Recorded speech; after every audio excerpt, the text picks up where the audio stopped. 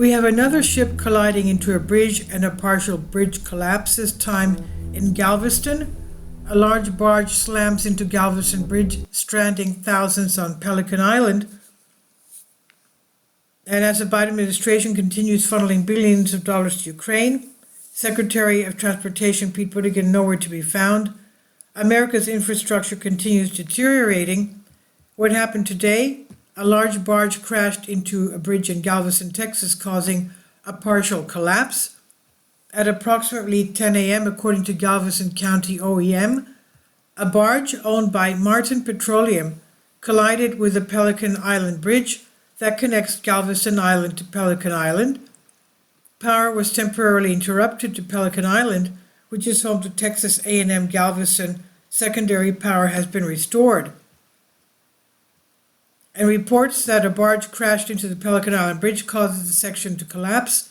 There were no reports of injuries. However, it's the only bridge in and out of that island. And if you see the videos on the article here, that barge looks huge. I mean, even I have to say, I don't even know if it would be able to make it underneath those supports, the bridge supports. It looks as if it's twice as big as what the supports are. The university told students that all vehicular traffic is closed on the bridge. Engineers from Texas Department of Transportation have been dispatched to the bridge and will inspect the roadway to determine if there is damage to the roadway.